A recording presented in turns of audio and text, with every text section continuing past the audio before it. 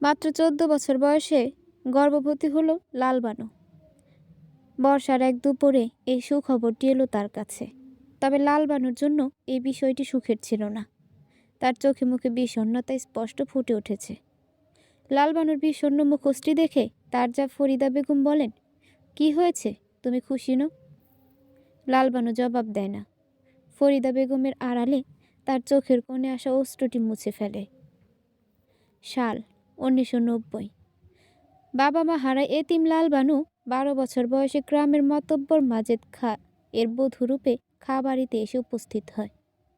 বধূ সাজে তাকে বেশ মিষ্টি লাগছে। সদ্য কিশোরী জীবনে পা রাখা লালবানুর চোখে মুখে রঙিন স্বপ্ন। এক আকার স্বপ্ন নিয়ে সে বধূ বরণ শেষে খা বাড়ির অন্দরমহলে প্রবেশ করে। দোতলা বিশিষ্ট এই বাড়িতে লালবানুর জায়গা হয় উপরতলার এক বড় ঘরে। ছোট কিশোরী তখনও জানতো না স্বামী স্ত্রীর সম্পর্ক কি। শুধু জানতো মামি বলেছে সে এখানে ভালো থাকবে, এই বাড়িটি তার, এটা সংসার তার। এখানে সে স্বামীর ভালোবাসা পাবে, আদর পাবে, যত্ন পাবে। সবচেয়ে বেশি যেটা পাবে, দুবেলা দুমুঠো ভালো খাবার, যেটা সে তার মামির বাড়িতে পেত না। লালবানু একবার বধূ বেশে থাকা নিজেকে দেখে মান হাসে। তারপর তার পেটে হাত দিয়ে মান গলায় বলে, ভাতের জ্বালা বড় জ্বালা, হাসাই কি আমি পেট ভইরা ভাত পামো এখানে? প্রশ্নটি লালবানুর মনের মধ্যে জমা থাকে। তখনও সে জানতো না এই বাড়িতে তার ভাতের অভাব না হলেও অন্য কিছুর অভাব হবে। যে অভাব সম্পর্কে, সে অভাব অবগত নয়। লালবানুকে ভাবনায় মগ্ন দেখে তার যা ফরিদা বেগম বলে, কি ভাবছো নতুন বউ? কিচ্ছু না, লালবানু মান হেসে জবাব দেয়। ফরিদা বেগম বলে, আমি তোমার কে হই জানো? কে? লালবানু জানে না, তাই প্রশ্ন করে। জবাবে ফরিদা বেগম বলে, আমি তোমার ছোট যা, তোমার দেবরের বউ। ছোট যা? লালবানু কৌতূহলী হয়ে ওঠে, পুনরায় জিজ্ঞেস করে, আপনি তো আমার চেয়ে বড়, তাইলে ছোট কিভাবে হইলেন? ছোট লালবানুর কথা শুনে ফরিদা বেগম শব্দ করে হেসে দেয়। তারপর বলে, কারণ তুমি এই খাওয়া বাড়ির বড় বউ। বয়স যতই ছোট হও না কেন, সম্পর্কে তুমি আমার বড়। আচ্ছা। লালবানু মাথা নাড়ায়। সে বুঝতে পেরেছে। ফরিদা বেগম লালবানুর সাথে নানা গল্প শুরু করে দেয়। বিশেষ করে মাজেদ খায়ের ব্যাপারে অনেক কিছু লালবানুকে বলে। এক পর্যায়ে ফরিদা বলে, মাজেদ খুব ভালো, আদর করতে পারে। আপনি কিভাবে জানলেন? লালবানুর অবুঝ মন প্রশ্ন করে ওঠে। ফরিদা বেগম কিছুটা হকচকিয়ে যায়। তারপর বলে, আসলে আমার বড় যা বলতো, তার ব্যাপারে নানা গল্প করত, তখন জেনেছি। বড় যা? লালবানুর কথায় ফরিদা মুচকি হাসে। তারপর বলে, হ্যাঁ, তোমার আগে যে মাজেদ খানের বউ ছিল। লালবানু মাজেদ খায়ের দ্বিতীয় বউ। এটা শুনে লালবানু কিছুটা অবাক হয়। তার মামি তাকে এই বিষয়ে বলেনি। অন্যদিকে ফরিদা বেগম তার বড় জায়ের ব্যাপারে নানা গল্প করে যায়। বাসর ঘরে লালবানুকে বসিয়ে রেখে ফরিদা তার বিধবা শাশুড়ি মালেকা বেগমের কাছে যায়। মালেকা বেগম ফরিদাকে দেখে শান্ত গলায় জিজ্ঞেস করে, কিছু বলবে? বলছিলাম আম্মা, কয়েকদিন পর লালবানুকে আপনার সাথে রাখলে হতো না? আসলে ও খুব ছোট। ফরিদা বেগমকে বাক্যটি সমাপ্ত করতে না দিয়ে মালিকা বেগম বলে, যে মাইয়া লাল সুতা দেখে সেই মাইয়া আবার ছোট হয় কিভাবে? মাইয়া মেলা বড় হয়েছে, স্বামী একবার আদর কইরা দিলেই সব বুঝা যাইব। ফরিদা বেগম কথা বাড়ায় না, কারণ লাভ নেই। মালিকা বেগম পুনরায় বলে, লালবানু কি তোমার বড় হয়? ভাবি কইবা? আচ্ছা। ফরিদা বেগম মাথা নাড়িয়ে চলে যায়। মালিকা বেগম হাতের পানটি গোল করে মুখের ভেতর দিয়ে দেয়। পান চাবাতে চাবাতে বলে, ছোট ছোট হইলে বিয়া দিছিল কেন? আমরা বিয়া করি নাই, 9 বছর বয়সে বিয়া করছি। 10 বছরে লাল সুতা দেখার লগে লগে বাসর করছি। বিরক্ত কণ্ঠে ফরিদা এবং লালবানুকে উদ্দেশ্য করে কয়েকটা গালি দিয়ে দেয় মালিকা বেগম। লালবানু বাসর ঘরে বসে রয়েছে, তার কিছুটা ভয় করছে। সেই সময় দরজা খুলে মাজেদ খা প্রবেশ করে। লালবানু তার উপস্থিতি বুঝতে পেরে আরো ভয় পায়। মাজেদ খা ধীরে ধীরে লালবানুর পাশে এসে বসে। আস্তে করে লালবানুর হাত ধরে। লালবানু কিছুটা কেঁপে ওঠে। মাজেদ শান্ত এবং স্পষ্ট গলায় বলে, আজ হইতে তুমি এই বাড়ির বড় বউ। বড় বউ হওয়া কিন্তু চারটিখানি কথা না। বড় বউ মানে মেলা দায়িত্ব। তোমার সেই সব দায়িত্ব পালন করতে হইব। আমি জানো তোমার সম্পর্কে কোনো অভিযোগ না শুনি। আম্মা বা বাড়ির অন্য কেউ তোমার বিরুদ্ধে অভিযোগ দিলে। মাজেদের গলায় কিছুটা হুমকি সুর শোনা যায়। লালবানু ভয়ে কেঁপে ওঠে। মাজেদ খা পুনরায় বলে, তোমার মামিরে 2 ভরি স্বর্ণের চেইন দিছি। সে তোমার সব বুঝাইয়া শুনাইয়া পাঠাইছে তো? লালবানু মাথা নাড়ায়। হ্যাঁ, তাকে বুঝিয়ে শুনিয়ে পাঠিয়েছে। মাজেদ বলে, তাইলে তো হয়েই গেল, চলো। লালবানু বুঝতে না পারে জিজ্ঞাসা দৃষ্টিতে তাকায়। মাজেদ ধীরে ধীরে লালবানুর কাছাকাছি আসে, তবে লালবানু তাতে বাধা দেয় না। মামি এবং ফরিদা বেগম তাকে বলে দিয়েছে মাজেদ এভাবে তার কাছে আসবে, তাতে তার অনেক ভালো লাগবে। কিন্তু কই, লালবানুর তো ভালো লাগছে না। তার কষ্ট হচ্ছে। কষ্ট না পেরে লালবানু চিৎকার দিয়ে ওঠে। লালবানু চিৎকার দেওয়ায় মাজেদ তার মুখ চেপে ধরে বলে, চিৎকার কইরা কি আমার মান সম্মান ডুবাবি? চুপ কর। মাজেদের কণ্ঠে হিংস্রতা ছিল। লালবানু চুপ করে যায়, কিন্তু তা পারছে না সব সহ্য করতে। এক পর্যায়ে লালবানু জ্ঞান হারায়। সকালবেলা লালবানুর জ্ঞান ফিরতে সে নিজেকে বিছানায় আবিষ্কার করে। পাশে শাশুড়ি এবং চা বসা। লালবানুর জ্ঞান ফিরতে ফরিদা বেগম বলে, এখন কেমন লাগছে? লালবানু মাথা নাড়ায়। এর অর্থ হ্যাঁ।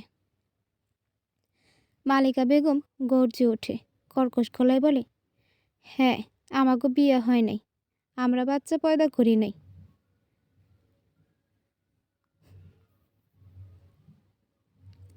ফরিদা এবং লালবানু দুজনে ভয়ে কেঁপে ওঠে। তবুও সাহস করে লালবানু বলে, আম্মা, আপনার হাসায়। ফরিদা ভেবেছিল মালিকা বেগম এবার আরও ক্ষিপ্ত হবে, কিন্তু না, তিনি কিছু বলেনি। কিন্তু এক পলক লালবানুর দিকে তাকায়। তারপর বোধহয় নিজের প্রথম বছরের কথা ভাবছিল। তবে দ্রুত ভাবনা থেকে বের হয়ে কঠিন গলায় বলে, ছোট বউ, তোমার ভাবিরে বোঝাও, এইসব স্বাভাবিক।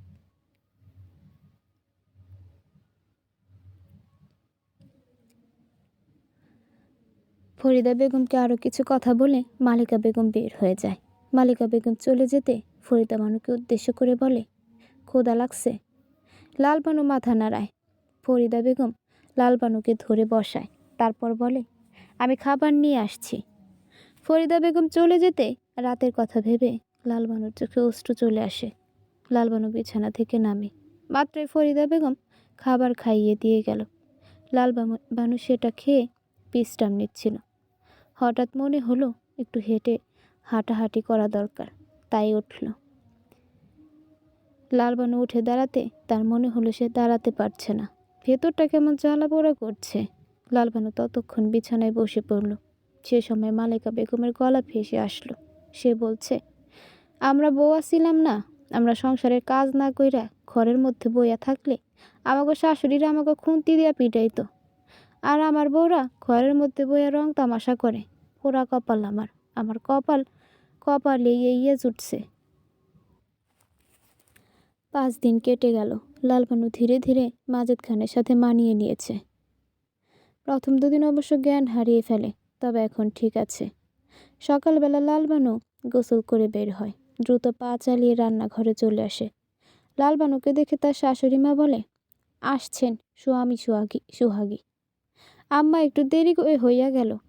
লালবানুর মুখ দিয়ে বাক্যটি বের হতে যতটা সময় নিল, মালিকা বেগমের কাছ থেকে জবাব আসতে সময় নিল না।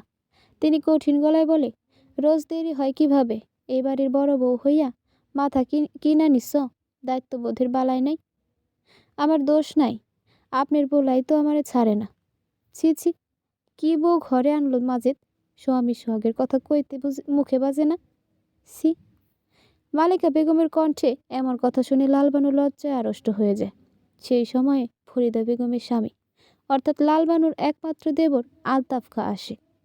মালিকা বেগম তার সামনে লালবানুকে একের পর একটা কটু কথা শুনিয়ে যাচ্ছে। লালবানুর লজ্জা দ্বিগুণ বেড়ে যায়। আলতাফ খা একবার লালবানুর দিকে তাকিয়ে চলে যায়। ফরিদা বেগম আসতে মালিকা বেগম দুই বউকে কাজ বুঝিয়ে দিয়ে চলে যান। লালবানুকে মনমরা অবস্থায় দেখে ফরিদা জিজ্ঞেস করে, কি হয়েছে? কিচ্ছু না। লালবানু হাসার চেষ্টা করে। ফরিদা বেগম কথা বাড়ায় না, সে রান্নার কাজে লেগে পড়ে। লালবানু নিজ থেকে তাকে জিজ্ঞেস করে, কি কি করব? ফরিদা বেগম লালবানুকে কাজ বুঝিয়ে দেয়। মামার বাড়িতে কাজকর্ম করায় এসব সাংসারিক কাজে লালবানু বেশ অভ্যস্ত, তাই তার কাজের ভুল খুঁজে পায় কম ফরিদা। কাজের এক ফাঁকে ফরিদা জিজ্ঞেস করে,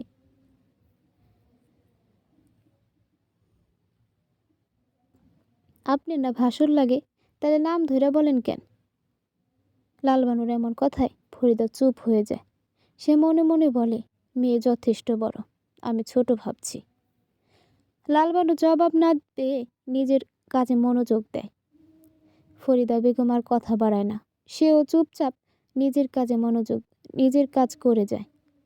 নীলুফা গ্রামের পথ দিয়ে ধীরে ধীরে স্কুলের দিকে হেঁটে যাচ্ছে। স্কুলে যাবার পথে একটি চায়ের দোকান পড়ে। নীলুফা যাবার সময় সেদিকটা আর চোখে তাকায়। কাউকে দেখতে না পেয়ে একটি স্বস্তির নিঃশ্বাস ফেলে। সেই সময় নীলুফা কারো বুকে মৃদু ধাক্কা খায়। নীলুফা মাথা তুলে তাকায়। তার সামনের মানুষটাকে দেখে ভয় পেয়ে পিছিয়ে যায়। সুলতান মিষ্টি এক হাসি উপহার দিয়ে বলে, ভয় পাইছ? নীলুফা জবাব দেয় না।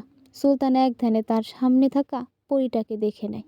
পরীর উজ্জ্বল শ্যামলা গায়ের রং, ডাগর ডাগর দুটি চোখ, কিছুটা মোটা অধর যেটা হালকা গোলাপি বর্ণের। সব কিছু মিলিয়ে তার সামনে পরী দাঁড়িয়ে আছে, যাকে দেখে সে সবসময় মুগ্ধ হয়। নীলুফার কাছ থেকে জবাব না পেয়ে সুলতান পুনরায় জিজ্ঞেস করে, ভয় পাইছ নীলু? হ্যাঁ, নীলুফার স্পষ্ট জবাব। সুলতান অবাক হয়ে বলে, এইখানে ভয় পাওয়ার মতো কি ঘটল?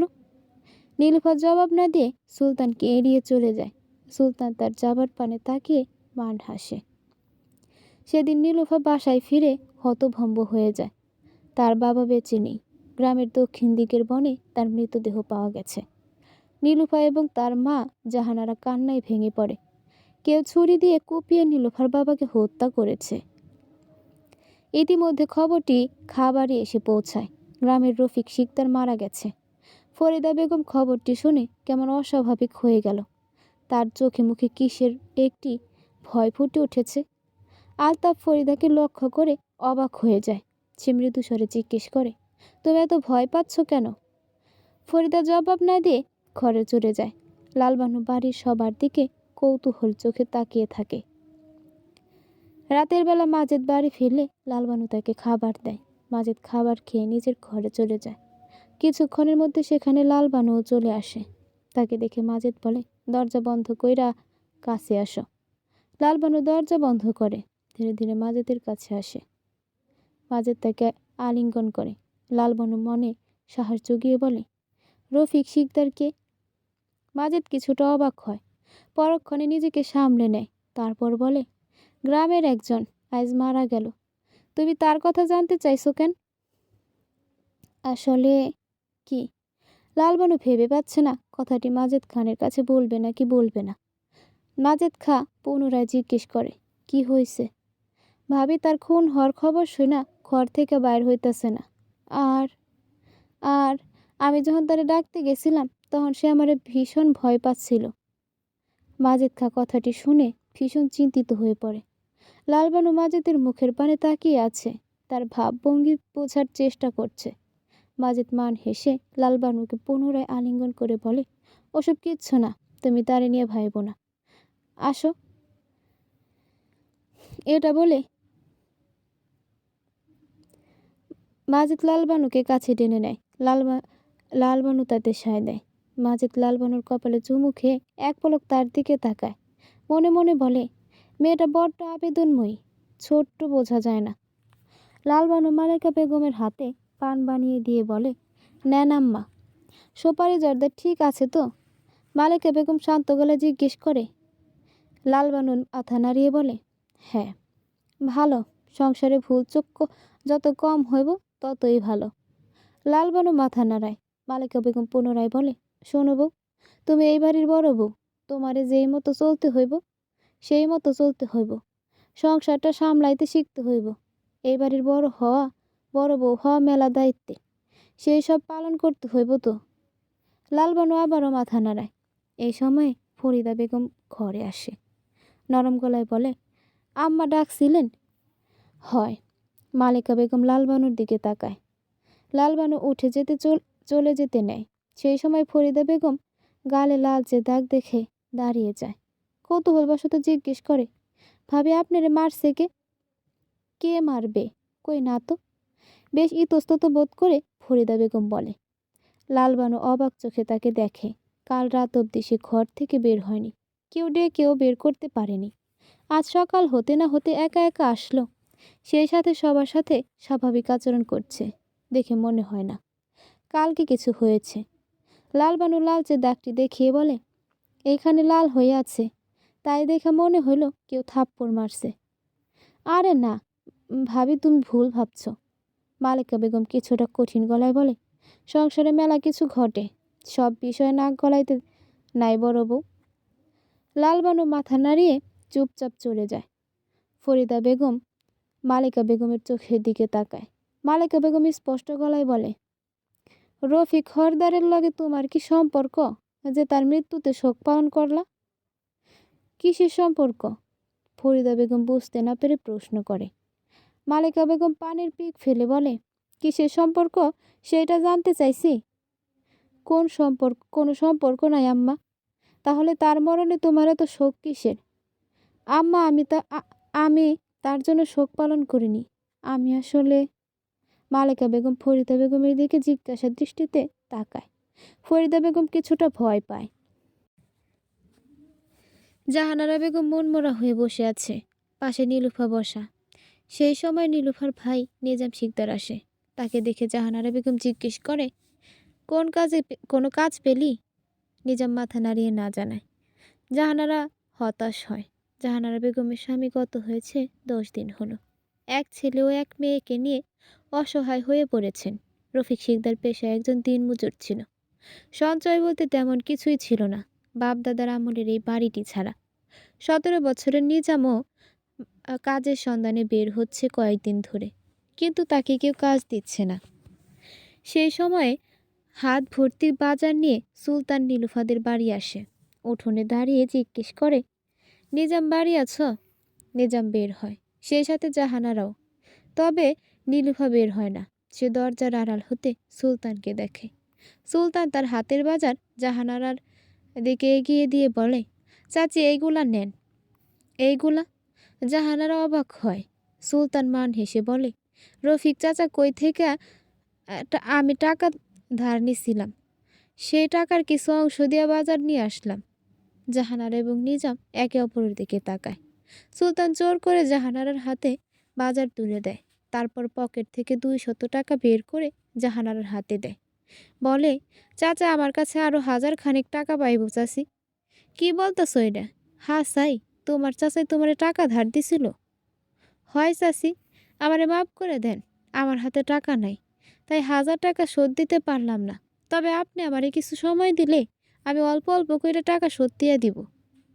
জাহানারা বেগম খুশি হয়ে যায়। 2 দিন হলো ঘরে 2 মুঠো চাল ছাড়া কিচ্ছু নেই। সেই সময় সুলতানের থেকে এমন কথা শুনে তার খুশি হবারই কথা। অন্তত কটা দিন চলার মতো টাকা পাওয়া যাবে। জাহানারা হাসি মুখে বলে, আচ্ছা, তুমি অল্প অল্প করে শোধ দিও, তবে একটু তাড়াতাড়ি শোধ দেওয়ার চেষ্টা করো। আমাদের অবস্থা। বলতে গিয়ে জাহানারার চোখ ভিজে ওঠে। সুলতান তাকে থামিয়ে দিয়ে বলে, আমি বুঝতে পারছি, বলা লাগবো না চাচি, আপনি চিন্তা করেন না, সব ঠিক হইয়া যাইব। জাহানারা এবং নিজামের সাথে আরও কিছু টুকটাক কথা বলে সুলতান কথা বলার ফাঁকে ফাঁকে ঘরের ভেতরে তাকায়। তবে সে নীলুফাকে দেখতে পায় না। এক পর্যায়ে সুলতান বলে, চাচি নীলুরে আর পড়াইবেন না? হয় পড়াবো, আসলে এই অবস্থায় যাইতে চাচ্ছে না। তবে আমি একটা কাজ পাইলে সব ঠিক হয়ে যাইব। আমি আমার বোনরে পড়াইব। নিজামের মুখে এমন কথা শুনে সুলতান মান হাসে। তাদের সাথে আরও কিছুক্ষণ কথা বলে চলে যায়। অন্যদিকে নীলুফার চোখে মুখে চিন্তার ছাপ দেখা দেয়। তার মনের মধ্যে একটি প্রশ্ন ঘুরপাক খায়।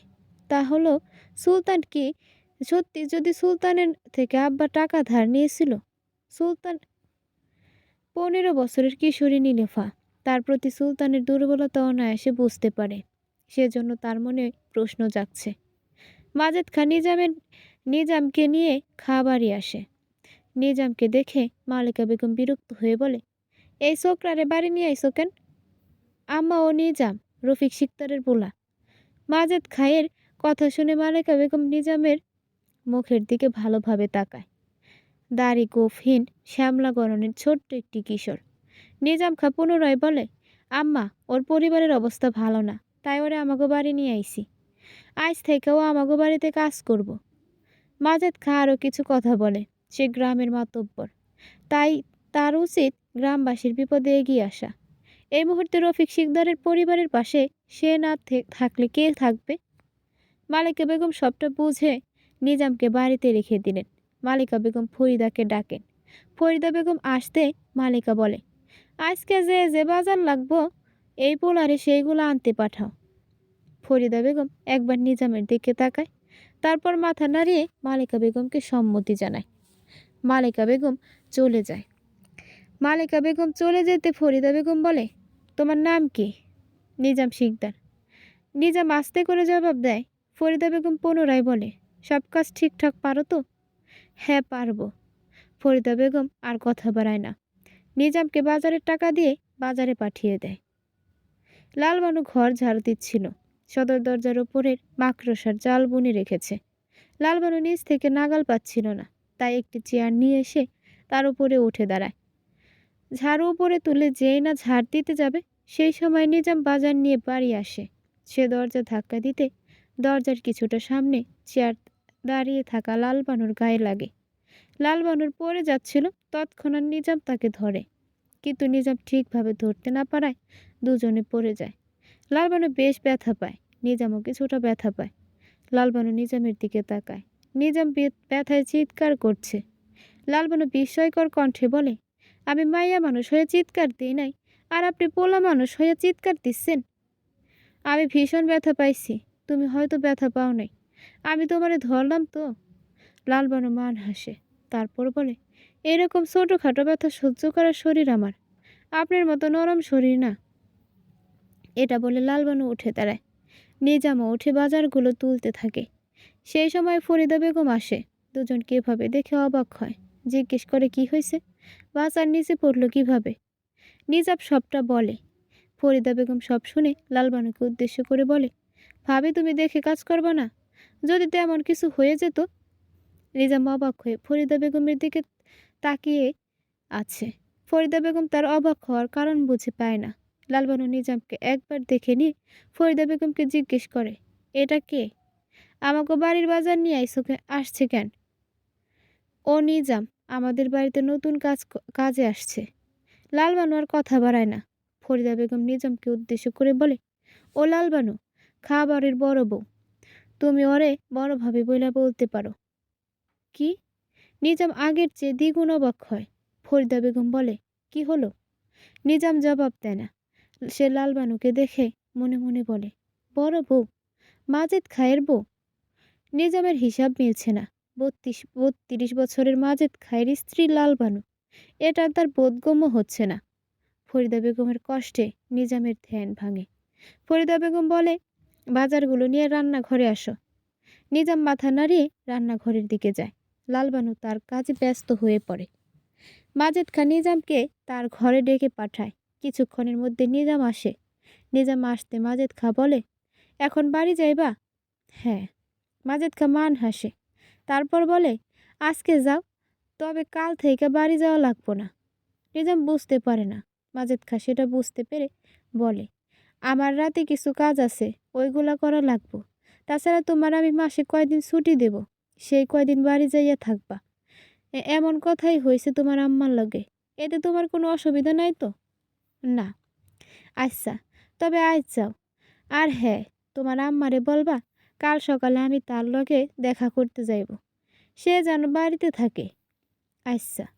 নিজামকে যেতে বলে মাজেদ খা। নিজাম ঘর থেকে বের হবে, সেই সময় লালবানু ঘরে আসে। নিজাম পুনরায় একবার লালবানু আর একবার মাজেদ খাকে দেখে নেয়। মাজেদ খা 32 বছরের একজন পুরুষ, গায়ের গঠন যথেষ্ট সুন্দর, তবে পেটে মেদ রয়েছে। দাড়ি গোফময় মুখশ্রী কিছুটা বয়স্কই ঠেকে নিজামের কাছে। অন্যদিকে লালবানু 12 বছরের সদ্য কিশোরী বয়সে পা দেওয়া এক নারী। উজ্জ্বল ফর্সা মুখশ্রীতে রয়েছে মায়া, এক মায়াবী মুখশ্রী। চোখগুলো ভাসা ভাসা, অধর কিছুটা সরু। এমন চেহারায় সরু অধর জোড়া মন্দ লাগছে না, বেশ লাগছে। আর সবচেয়ে আকর্ষণীয় যেটি, তা হলো লালবানুর অধরের নিকটে থাকা ছোট্ট কালো তীরটি। এই দুজন মানুষকে কোনোভাবে একসঙ্গে মেলাতে পারছে না নিজাম। নিজামকে এভাবে লালবানুকে দেখতে দেখে মাজেদ বিরক্ত হয়ে বলে, তোমাকে আমি যাইতে বলছি। নিজাম তৎক্ষণাৎ মাথা নাড়ায়, দ্রুত পা ফেলে বেরিয়ে যায়। লালবানু তার যাবার পারে তাকিয়ে দরজা বন্ধ করে দেয়।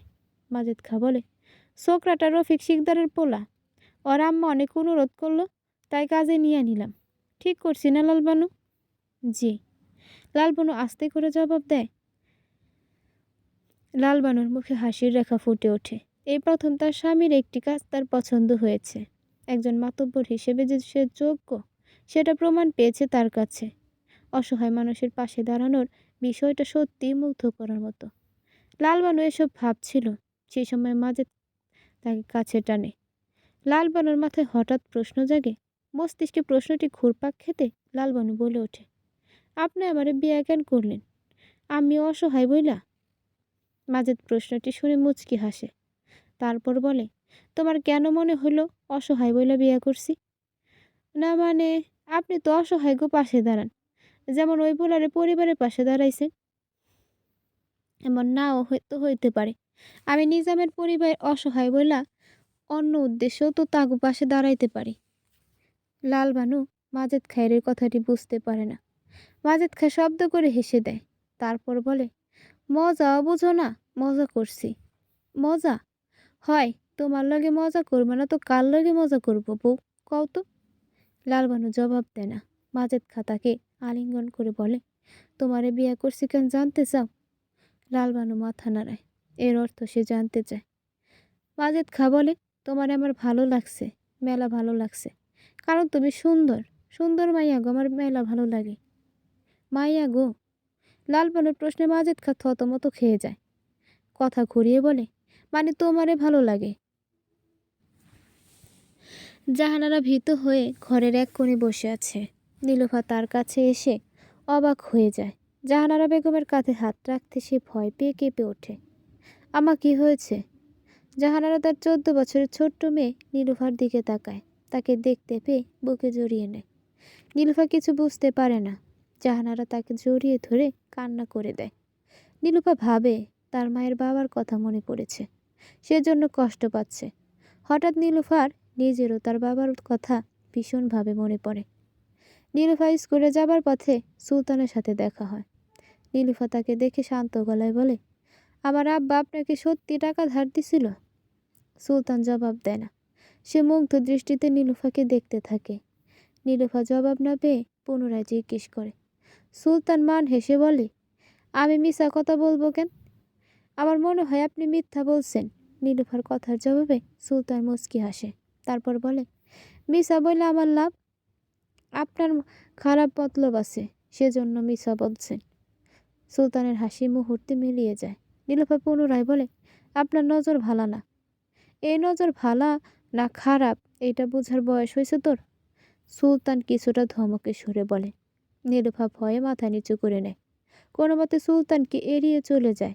সুলতান তার যাবার পানে তাকিয়ে বিড়বিড় করে বলে, 2 লাইন বেশি বুঝলে যা হয়, এর লাই নারী মানে সর্বনাশা, বুঝে কম চিল্লাই বেশি, যার ফলে সর্বনাশ ঘটাই যায়। নিজামকে নিচতলার একটি ঘরে বিছানায় ঠিক করতে দেখে লালবানু থেমে যায়। দরজার সামনে দাঁড়িয়ে জিজ্ঞেস করে, এখানে কি করেন? নিজাম লালবানুকে দেখে মিষ্টি এক হাসি উপহার দেয়, তারপর বলে, বড় ভাবি, এইখানে আমি থাকবো। আপনি এইখানে কেন থাকবেন? লালবানু বুঝতে পারে না। নিজাম লালবানুর দিকে দৃষ্টি রেখে বলে, আমাকে মাতব্বর চাচা সব সময় লেগে কাজে রেখে দিছে। নিজাম পুরো বিষয়টা লালবানুকে বুঝিয়ে বলে। সবটা বলা শেষে নিজাম জিজ্ঞেস করে, বুঝতে পারছেন বড় ভাবি? না পারি নাই। লালবানুর কথা শুনে নিজাম কিছুটা হকচকিয়ে যায়। এত সহজভাবে বলার পরেও বুঝতে পারেনি। পরক্ষণে লালবানুর কথা শুনে নিজাম বোকার মতো তাকিয়ে থাকে। লালবানু বলে, আমি বড় ভাবি হইলে আমার জামাই আপনার চাচা হয় কিভাবে? নিজাম জবাব না দিয়ে চুপ করে থাকে। লালবানু তার জবাবের অপেক্ষা করছে। লালবানু তার দিকে তাকিয়ে দাঁড়িয়ে আছে। দেখে নিজাম বলে, মাফ করবেন, বড় ভাই হইব, ভুলে। লালবানু নিজামকে থামিয়ে দেয়। তারপরে বলে, আমি বোকা নই, আপনার চোখ মুখ দেখে আমি বুঝা গেছি আপনি ইচ্ছা করেই চাচা বলছেন। নিজাম কিছুটা চমকায়, মনে মনে বলে, এই পিচ্চির মাথায় তো মেলা বুদ্ধি, চোখ দেখে হাসা মিশা বুঝা ফেলল। লালবানু ধীরে ধীরে নিজামের ঘরে প্রবেশ করে। নিজাম কিছুটা ভীতু স্বরে বলে, আসলে আপনারে বড় ভাবি বইলা তারে ভাই বলাটা মুখে আসে নাই। আর আমার আপনাগো দুইজনকে দেখে বাবা মেয়ে মনে হয়, তাই মজা করে বলছি। লালবানু প্রথমে জবাব না দিল, পরে শান্ত স্বরে বলে, মামি বলতো স্বামী বড় সম্পদ, সমাজ নিয়ম রীতি ধর্মকর্ম সবখানে বিয়ার মেলা মূল্য, মেলা গুরুত্ব। সে আমার চাইয়া যতই বড় হোক, সে আমার স্বামী। আমাগো মধ্যে বিয়ার সম্পর্ক, একটা বিয়ার সম্পর্ককে অসম্মান কইরা কেউ কখনো বড় হইতে পারে না, আর অসম্মান কখনো মজা হয় না। লালবানুর এমন কথা শুনে নিজাম মাথা নিচু করে নেয়, নরম গলায় বলে, মাফ করে দেন বড় ভাবি, আর এমন হইব না। আমার মতো চাকরের এমন মজা করা উচিত হয় নাই। আমার কাজ থাইকা বের কইরা দেন না, দয়া করে নালিশ করেন না, লালিশ দিয়েন না। আমি আপনার চাকর হিসেবে কথাগুলো বলি নাই। কেউ নজর দেখলে আপনার এত বড় মজা করবার সাহস হইতো না। সেই নজরে দেখলে আপনার এত বড় মজা করার সাহস হইতো না। আমি সেই সাহস দিতামই না। এটা বলে লালবানু চলে যায়। লালবানু নিজের ঘরে এসে দরজা বন্ধ করে দেয়। সে তার বিয়ের আগের মুহূর্তের কথা ভাবে। লালবানু তখন বধূ বেশে বসেছিল। সে সময় লালবনের 7 বছরের মামাতো বোন এসে বলে, আপা তোমার এক বুইড়া লোকের লগে বিয়া হইতেছে। কথাটা শুনে লালবানু কিছুটা ভয় পাচ্ছিল, এক পর্যায়ে কান্নাও করে দিচ্ছিল। সেই সময়ে তার মামি এবং আশেপাশের সকল মহিলারা তাকে বিবাহর বন্ধন সম্পর্কে বর্ণনা করে। স্বামী স্ত্রীর সম্পর্কে গুরুত্ব, স্বামী মানুষটা কতটা সম্মানের তা সম্পর্কে বলে। লালবানু এই বাড়িতে বিয়ে হয়ে আসার পর তার শাশুড়ি মালেকা বেগমও তাকে এসব বলেছিল। সেই সাথে প্রথম দুদিন যখন সে জ্ঞান হারিয়েছিল, তখন জ্ঞান ফেরার পর এসব সম্পর্কে অনেক জ্ঞান দেয়। যদিও সে রাগে রাগে গলায় সব বলেছিল, তবুও লালবানু সেসব বুঝেছে। সে তো অবুঝ নয়। লালবানু মনে মনে বলে, এই দুনিয়ায় যার বাপ মা নাই তার জন্য দুনিয়াটা বুঝতার, তার অবুঝপনা মানায় না। সেজন্য লালবানু তারপর হতে প্রত্যেকটা রাত কষ্ট হলেও সহ্য করে নিয়েছে।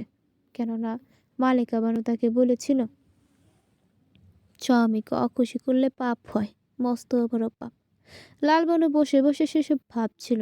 সে সময় তার শাশুড়ি মালেকা বেগমের গলা ভেসে আসে। তিনি বলছেন, বাড়ির বউ বড় বউ হয়েছে, বড় বউ, কোনো কাণ্ড জ্ঞান নাই, অকর্মা। আমারও বলিহারি কপাল, আমার কপালটারে এমন বউ জুটছে। লালবানু দ্রুত বের হয়ে শাশুড়ির কাছে আসে। লালবানু আসতে মালেকা বেগম বালতির পানি তার গায়ে মারে। তারপর বলে, কল ঘরে পানির বালতি রাইখা গেছ, সেইটাই যে ময়লা পড়তে পারে তা তুমি বুঝো নাই? এক বালতি পানি যে নষ্ট হয়ে গেল, এর দায় কেডা নিব? লালবানু মাথা নিচু করে চুপচাপ মালেকা বেগমের কথা শোনে। আসলে লালবানু ভুলে বালতি রেখে চলে গিয়েছিল, সেজন্য গাছ থেকে তাতে পাতা পড়েছে, তাই মালেকা বেগম এত রেগে গেছে। মালেকা বেগম বকাবকি করে চলে যায়। লালবানু দেখে পাশে ফরিদা বেগম দাঁড়ানো। লালবানু বলে, সামান্য ঘটনায় আম্মা এত রাইগা গেল কেন? ঘরে গিয়া শাড়ি বদলে নাও। এটা বলে ফরিদা বেগম চলে যায়। লালবানু সেখানে কিছুটা সময় দাঁড়িয়ে থাকে। নিজাম এতক্ষণ সবটা দেখছিল। সে দেখে মালেকা বেগম এবং ফরিদা বেগম চলে যেতে লালবানু কান্না করে দেয়। তার চোখ দিয়ে অশ্রু গড়িয়ে পড়ে।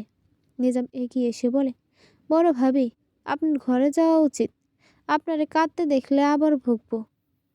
লালবানু সেখান থেকে চলে যায়। নিজাম তার যাবার দিকে তাকিয়ে থাকে। মনে মনে বলে, টাকা পয়সা দেখা খাবারের বউ হইলেন, এখন বুইড়ার বউ হইলেন, এইসব তো সহ্য করাই লাগবো। মালেকা বেগম সকালের একটি ঘটনা নিয়ে সারাদিন বকাবকি করে গেল লালবানুকে। নিজাম এসবে বেশ বিরক্ত হলো। এক পর্যায়ে বলেই ফেলে, এক কথা কয়বার বলা লাগে? মালেকা বেগম নিজামের দিকে রাগে চোখে তাকায়, তারপর বলে, কি বললে তুই? চাচি, আপনারে বলি নাই, আমার আম্মার এক ঘটনা মনে পড়লো, সেই কথা বলছিলাম। নিজাম কোনো রকম কথাটি ঘুরিয়ে দেয় মালেকা বেগমকে। মালেকা বেগম নিজামের সাথে কথা বাড়ায় না। লালবানু দোতলায় উঠে ফরিদা বেগমের ঘরের সামনে এসে থেমে যায়। ভেতরে ফরিদা বেগম এবং আলতাফ খায়ের মধ্যে কথা কাটাকাটি হচ্ছে। আলতাফ খা ফরিদা বেগমের ঘরে থাপ্পড় বসিয়ে দেয়, যেটা শুনে মূলত লালবানু থেমে যায়। ফরিদা বেগম থাপ্পড় খেয়ে রাগান্বিত স্বরে বলে, আমার বাবা মা গরিব বলে আমার মতো অক্ষর জ্ঞান জানা একটি মেয়েকে তোমার মতো এক অকর্মার সাথে বিয়ে দিয়েছে, কারণ তুমি খাবারের ছেলে। নয়তো তোমার মতো পুরুষকে কে বিয়ে করতো? একটা অকর্মা। আবার আমার গায়ে হাত তুলো? কোন সাহসে হাত তুলো তুমি? আলতাফ জবাবে ফরিদার গালে আরও একটি থাপ্পড় মারে। তারপর বলে, বাড়ি বইয়া গিয়া তোরে বলছি এই বিয়ে করিস না। তোর বাপ মারে বলছি এই বিয়ে সুখের হইব না, তাও তোর বাপ মা টাকা দেখে বিয়া দিয়ে দিল। আর দোষ দাও আমারে? লোভ কইরা তুই আমার মতো অকর্মার গলায় ঝুলছ। এখানে দোষ যদি কারো থাইকা থাকে, সেটা তোর, তোর পরিবারের, একটা লোভী পরিবার। একদম আমার পরিবার নিয়ে কথা বলবা না। ফরিদার কথায় আলতাপ রাগী গলায় বলে, তুই চুপ থাক, চুপচাপ থাক। একটা কথা মাথায় রাখ, তুই যা করতে চাইছ সেটা আমি বাইসা থাকতে হইব না। একটা জীবন নিয়ে আমি তোর স্বার্থ হাসিল করতে দিব না। এমন সময় ফরিদা দরজার বাহিরে কারো ছায়া দেখে অবাক হয়, চিৎকার দিয়ে বলে, কে? লালবানু কিছুটা ভয় পায়। ফরিদা এসে দরজা খুলে লালবানুকে দেখে চমকে যায়। আলতাফও অবাক হয়। আলতাফ শান্ত গলায় বলে, ভাবি তুমি, ভাবি তুমি কিছু শুনেছ? ফরিদা সন্দিহীন দৃষ্টিতে তার দিকে তাকায়। লালবানু মাথা নাড়িয়ে হ্যাঁ বলে। ফরিদা ভয়ে শেষ। তবে যখন শোনে লালবানু শুধু আলতাফ তাকে মারার পরের কথাগুলো শুনেছে, তখনই ফরিদা স্বস্তির নিঃশ্বাস ফেলে। আলতাফ বলে, এইটা আমাগো স্বামী স্ত্রীর ব্যাপার, ভাবি তুমি ঘরে যাও। ফরিদা একই কথা বলায় লালবানু ঘরে চলে যায়। আলতাফ ফরিদার দিকে তাকায়। ফরিদা মুখ ঘুরিয়ে গিয়ে বিছানায় শুয়ে পড়ে।